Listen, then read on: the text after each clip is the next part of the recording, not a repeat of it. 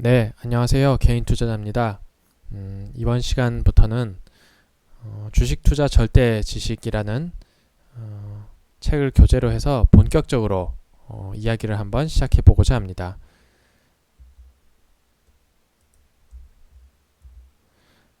이 책은 앞선 영상에서도 말씀드렸듯이 브렌트 펜폴드라고 하는 유명한 트레이더가 지은 책입니다.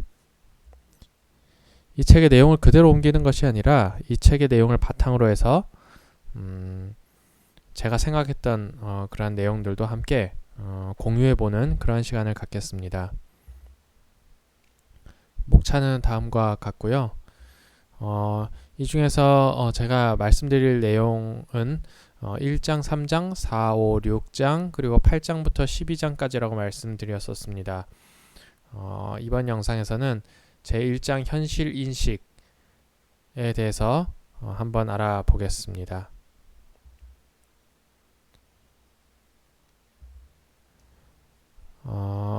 여러분들은 지금 어떠신가요? 혹시 손실을 거듭하고 있지 않으신가요? 저는 최근까지도 3년 동안 내내 손실을 거듭하고 있었습니다. 지난 영상에서 얼마나 제가 손실을 보았었는지는 제가 아주 적나라하게 보여드렸었습니다. 만약 저를 포함하여서 우리 많은 개인 투자자들이 손실을 거듭하고 있다면 아마도 그 원인은 아마도가 아니라 100%일 것입니다. 그 원인은 우리의 매매 전략이 틀렸기 때문입니다. 매매 전략이 틀렸기 때문에 손실을 거듭하고 있다는 것입니다. 깊게 생각하지 않아도 충분히 이해할 수 있는 그러한 논리 구조입니다. 하지만 여기에서 하나 더 생각해 볼 것은 그렇다면 우리가 직접 투자에 나서기 전에 그 매매 전략이 틀렸다는 것을 알았다면 그렇게 하지 않았을 것이죠. 그런데 나의 매매 전략이 틀렸다는 것을 우리가 몰랐던 이유는 무엇일까요? 바로 그 매매 전략을 미리 테스트해 보지 않았기 때문입니다. 미리 검증해 보지 않았기 때문입니다. 우리가 어떠한 매매 전략을 세웠을 때 그 매매의 전략을 계속해서 구사했을 때 얼마만큼의 수익을 볼 수 있을지에 대한 생각을 하지 않고 단순히 수익의 기대치를 계산하는 것이 아니라 단순한 기대만을 우리가 가져왔기 때문에 즉 근거 없는 기대죠. 근거 없는 자신감이라고 할 수도 있겠습니다. 그런 이유로 우리는 검증되지 않은 전략을 마구잡이로 사용을 하였던 것입니다. 그렇기 때문에 너무 자연스러운 이제 결론이 될 텐데요. 검증이 된 매매 전략을 찾을 때까지는 매매를 중단하여야 할 것입니다. 검증이 되지 않은 매매 전략은 결국 손실을 거듭하게 만들기 때문에 검증이 된 매매 전략을 찾을 때까지는 손실을 계속 발생시키는 행위를 이어갈 필요가 없지 않겠습니까? 따라서 저도 매매를 지금은 중단했고 만약에 이 영상을 보시는 여러 개인 투자자분들도 만약 계속 손실이 거듭되고 있다면 일단 이유를 막론하고 혹은 사정을 막론하고 현재 매매를 중단하셔야 될 것으로 생각합니다. 이 책에서는 이제 1장에서 이러한 내용으로 시작을 하고 있습니다. 즉 투자를 만약에 운이 좋게도 아직 투자를 시작하지 않으신 개인 투자자라면 검증된 매매 전략을 찾을 때까지는 투자에 나서지 않는 것이 좋겠습니다. 제가 좋겠다고 말했지만 사실 좋다는 것을 넘어서서 적극적으로 만류하고 싶습니다. 매매 전략을 찾을 때까지는 투자를 시작을 이미 했는데 손실을 거듭하고 있다면 지금 당장 투자를 중단해야 할 것이고 검증된 매매 전략을 찾을 때까지는 한숨 돌리는 그러한 시간을 가져야 될 것입니다. 만약에 투자를 시작했고 수익이 거듭되고 있으신 개인 투자자분들 당연히 있겠죠. 그런 분들은 당연히 현재 전략을 차분히 이어나가시면 될 것이고 굳이 이 책에서 얘기하는 바를 마음 깊숙이 다시 살펴보거나 혹은 공유하거나 하실 필요조차 없지 않을까요? 저자는 다음과 같은 말들을 하고 있습니다. 자신이 잘나서가 아니라 자기도 다 겪었던 과정들이기 때문에 이러한 것을 쉽게 얘기를 할 수 있다는 식으로 풀어내고 있습니다. 이것을 보시면 여러분들도 아주 공감이 되는 내용이 많을 것으로 생각합니다. 일단 매매 첫 해의 보편적인 실수에 대해서 얘기하고 있습니다. 처음에 뭣도 모르고 우리가 직접 주식 투자, 보통은 대부분 주식 투자로 시작을 하니까요. 주식 투자를 시작할 때 다른 사람의 말과 조언을 듣는 경우가 너무나도 많습니다. 그리고 어떤 뉴스와 어떠한 찌라시에서 이러이러터라 라는 것에 대해서 우리는 너무나도 쉽게 혹하게 됩니다. 다른 사람의 의견도 마찬가지고요. 그것을 사라고 했다, 좋으니까 사라고 했다는 등의 그러한 얘기를 듣게 됩니다. 이러한 얘기를 듣고 나서 우리가 만약에 어떠한 시점에 이러한 얘기를 들어서 그 다음부터 올라갈 것이라고 생각을 했는데 만약에 이 주식이 줄줄줄줄줄 밀려서 떨어지면 우리는 결국 첫 해에 대부분의 투자들은 그냥 무작정 물타기를 하게 됩니다. 내려갈 때마다 추가해서 매수하면서 결국은 나중엔 올라갈 거야 라는 생각을 하게 됩니다. 그럴지 아닐지도 모르는데 말이죠. 그리고 결국은 더 내려가는 이런 상황을 많이 맛보게 됩니다. 그렇게 될 경우에 손절매를 하지 못하여서 결국 큰 손실을 입게 되는 경우가 아주 허다합니다. 이것은 모두 매매 계획이 없기 때문인데요. 내가 여기서 샀을 때 어디서 손절을 할 것인가 혹은 어디에서 이득을 취할 것인가에 대한 생각이 전혀 없기 때문입니다. 그리고 아예 자금 관리라는 개념에 대해서는 무지하고요. 이거는 저도 최근에서야 혹은 이 책을 읽고 나서야 절감하고 또 이해할 수 있었던 부분인데요. 차차 앞으로 말씀을 드리겠습니다.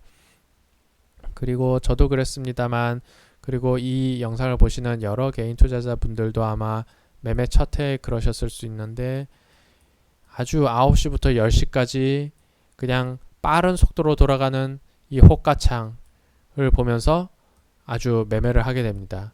이것을 보고서 우리는 정말 흥분의 도가니에 빠지게 됩니다. 으아. 그래서 이 호가창만 보면 막 매매를 하고 싶어서 죽겠는 그러한 상황이 벌어지게 됩니다. 그렇다 보면 당연히 흥분하여서 매매하게 되면 다시 한번 손실로 이어지고 또 물타기로 이어지고 또 손절매를 하지 못하고 이러한 악순환이 반복됩니다. 그렇게 해서 입은 손실들을 복구하고자 하는 본전 회복 심리가 크게 작용을 해서 결국은 또 흥분하여서 매매를 하고 그리고 또 손절매를 하지 못하고 또 물타기를 하는 이런 악순환에 빠지게 됩니다. 이것이 매매 첫 해의 보편적인 실수라고 할 수 있겠습니다. 저 같은 경우는 아마 매매 계획이 없었던 건 당연한 것 같고 자금 관리도 아마 몰랐던 것 같고 흥분하기도 했었던 것 같고 본전 회복 심리는 아직도 있는 것 같고요. 오히려 다른 사람의 말과 조언은 저는 첫 해는 잘 들은 것 같지는 않습니다. 분명히 저도 일부는 아마 들었던 것 같아요. 물타기는 절대로 하지 말라는 얘기를 들어서 많이 하지는 않았던 것 같습니다. 매매 두 번째 해의 보편적인 실수에 대해서 또 논하고 있습니다. 이때는 이제 조금 더 뭐라 그럴까요? 업그레이드된 실수들이랄까요? 업그레이드된 무지랄까요? 그러한 것들을 범하게 되는데요. 기술적 지표를 맹신하게 됩니다. 저도 그랬었던 것 같은데 예를 들어서 뭐 골든 크로스가 먹히지 않는다는 거에 대해서는 뭐 다들 인지를 하는 경우가 많습니다만 예를 들어서 뭐라고 예를 들어야 될까요? 스토캐스틱이 뭐 이렇게 다이버전스를 보이면서 올라갈 경우에는 뭐 올라갈 가능성이 높다. 그 당시에 이제 맹신할 때는 가능성이 높다도 아닙니다. 무조건 그렇다라고 이제 생각을 하게 되는 것이죠. 또 어떠한 전문가가 나와서 뭐 보통은 21선을 쓰는데 33일선이 뭐 중요하다. 그렇게 하면 33일선에 이렇게 지지를 받고 올라가면 이것이 뭐 정말 올라가는 것이구나. 뭐 이런 어떠한 현상들에 대해서 아주 맹신하게 됩니다. 그리고 제가 대부분은 동의하지만 약간의 동의를 할 수 없는 부분 중에 하나는 이 저자는 가상매매라고 표현을 하고 있는데요. 이런 모의매매를 맹신하는 것이 잘못됐다고 얘기를 하고 있습니다. 실제로 매매 전략을 평가하는 데 있어서는 전 모의매매가 도움이 된다고도 생각을 합니다만, 이제 자기 돈이 아닌 이상 모의매매를 하게 되면 나에게 불리했던 결과들을 쉽게 잊게 되고, 그리고 어떤 정해진 전략에 따라서 행동하지 않고 갑자기 그냥 몰빵을 쳐가지고 수익을 올린다든가 하는 경우가 발생하기 때문에 모의매매가 실전 매매와 완전히 똑같지 않다는 점은 인정을 할 수가 있을 것 같습니다. 그리고 예측이 가능하다고 믿는다는 것, 이것은 이제 사실 투자자마다 좀 생각이 다를 텐데, 저는 이 저자가 얘기하는 이 예측이 가능하다고 믿는다는 것이 잘못됐다는 그러한 논지에 100% 동감하는 편입니다. 특히 두 번째 같은 경우는 첫 번째 해에 뭔가 많은 경험을 겪었다고 생각하기 때문에, 이러한 경험을 바탕으로 여기에서 이렇게 내려왔을 경우에는 이렇게 올라갈 것이야 라고 예측을 하게 되죠. 물론 우리가 모든 매매를 할 때 예측을 하고 매매를 하는 것은 당연하지만, 그런 예측이 가능하다, 즉 예측을 내가 맞출 수 있다 라는 믿음을 가지는 것은 상당히 위험하다 라고 얘기하고 있습니다. 즉 이 앞에서 이렇게 얘기하는 것들 보면, 특히 첫 번째 거와 세 번째 항목 같은 경우에는 매매 두 번째 해이기 때문에 가능한 실수일 것입니다. 뭔가 경험도 좀 있고 뭔가 좀 아는 것도 있고 하기 때문에 어떠한 것을 무엇인가를 알면 그것이 이 모든 것을 해결해 줄 것이라는 그러한 믿음을 가지게 된다는 것이죠. 추세를 판단하지 못하면서 저점과 고점에 집착하는 현상이 발생합니다. 추세라는 건 저도 거의 세 번째 해가 끝날 때 깨달은 것 같은데요. 물론 완성된 건 아닙니다만 추세라는 것이 있다는 것조차 말입니다. 추세를 판단하지 못하고 단순히 내가 어떠한 꼭지와 어떠한 그러니까 꼭지점과 아래의 꼭지점을 찾으려고 하는 그러한 노력들에 집착을 하게 됩니다.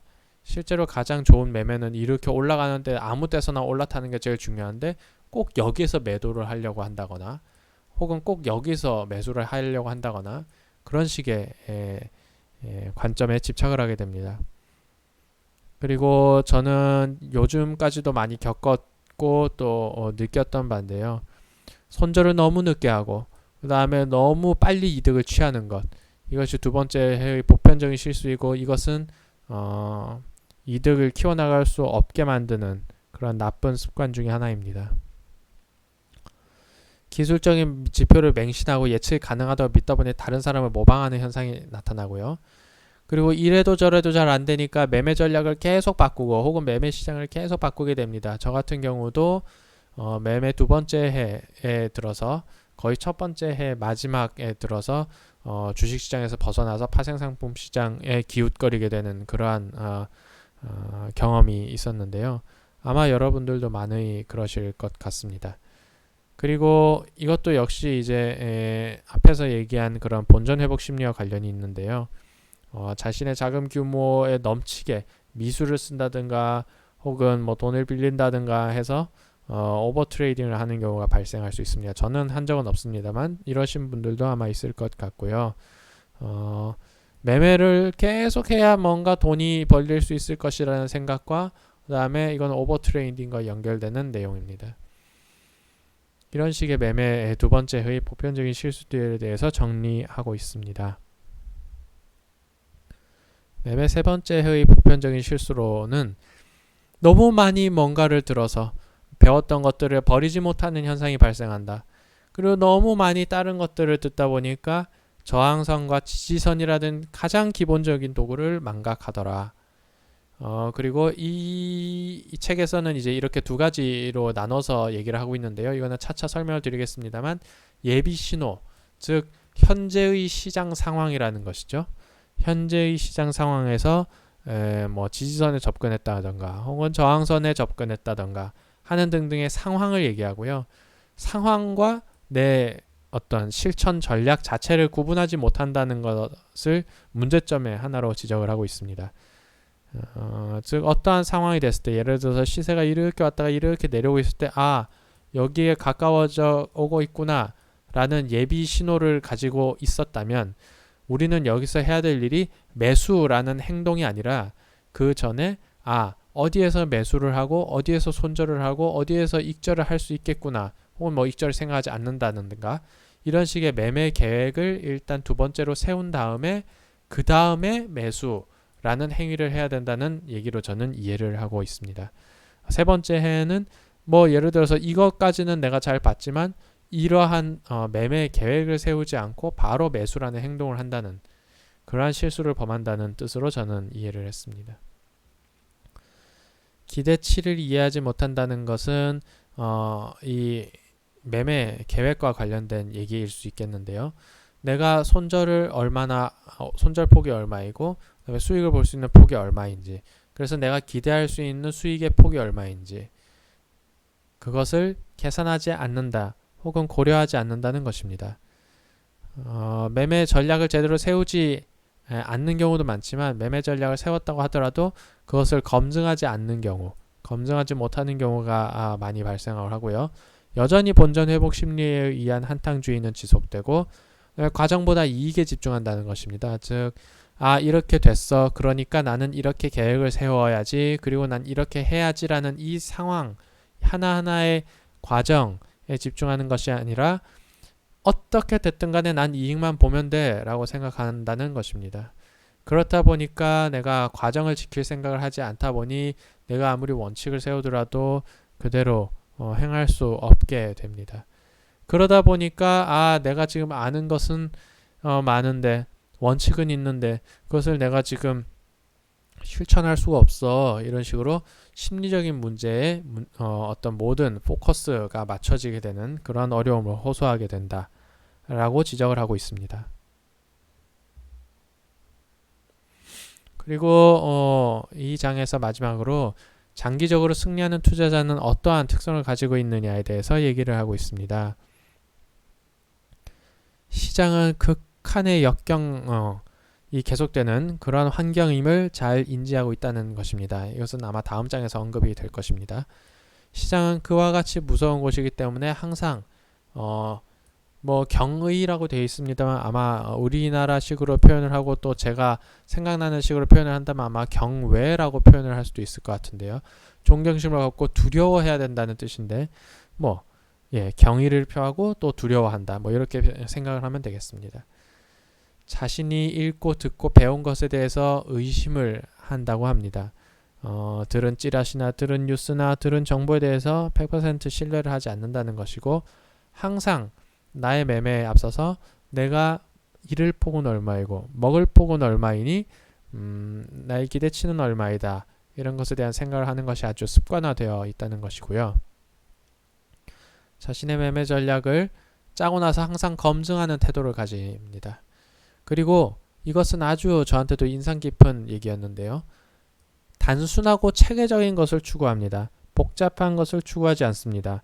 나중에 차차 말씀을 나누겠습니다만 이 책의 저자도 마찬가지이고 시장에서 살아남은 여러 전문가들의 한마디를 모은 마지막에서 두 번째 장에 보면 모두가 단순한 것 혹은 체계적인 것 쉬운 것이 가장 유리하다라고 설명을 하고 있습니다. 자신들의 경험에서 비롯된 말이기 때문에 충분히 믿어도 될 것으로 보입니다. 그리고 수익 자체가 아니라 어떠한 매매 전략을 짜는지 그런 과정을 중시한다. 목적 자체가 전문적이어야 된다는 것입니다. 이렇게 해서 그냥 짤짤이나 혹은 내가 어디 경마장에서 하는 것처럼 그러한 마음가짐을 가지는 것이 아니라 단순하면서도 체계적인 전략을 짜서 나의 아이디어를 검증하고 그 다음에 나의 기대치를 계산을 해서 어떻게 하면 내가 수익을 쌓아나갈 수 있는지에 대해서 전문적으로 접근을 해야 된다고 강조를 하고 있습니다. 또한 장기적으로 승리하는 투자자의 경우에는 자신의 매매 전략이나 혹은 원칙에 대한 규율을 항상 지키고 이러한 규율을 어기지 않도록 노력하면서 그러한 것을 쭉 지속해 나간다고 얘기를 하고 있습니다.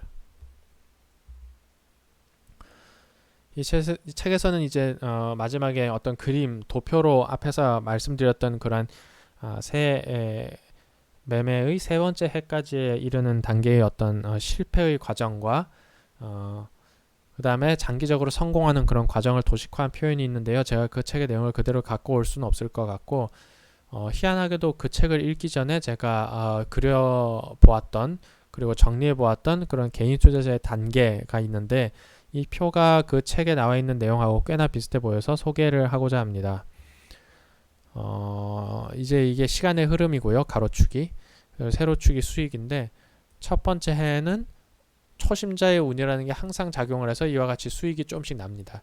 그래서 야, 나 좀 할 줄 아는데 이렇게 생각을 하다가 두 번째 단계에 이르러서면 먹었던 수익마저 다 까먹고 그다음에 이렇게 손실이 조금씩 시작이 됩니다.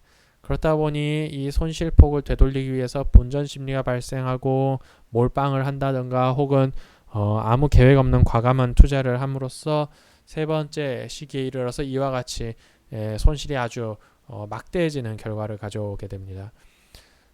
이와 같은 상황에서 이제는 안 되겠다는 것을 깨달은 많은 개인 투자자들은 네 번째 단계에 이르러서 뭔가 생각을 하고 고민을 하기 시작합니다.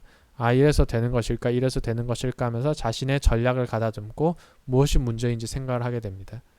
5단계에 이르러서도 마찬가지입니다만 이제 이때 들어서는 조금씩이나마 수익을 쌓아갈 수 있는 그러한 단계에 접어들게 되고 마지막으로 이제 자신이 어떻게 투자를 해야 되는지에 대해서 감을 잡게 되면 그때부터는 내가 잃었던 모든 어떤 손실들을 극복해 나가면서 누적적으로 수익을 쌓아갈 수 있는 그러한 단계로 접어들게 된다고 생각을 해본 적이 있습니다.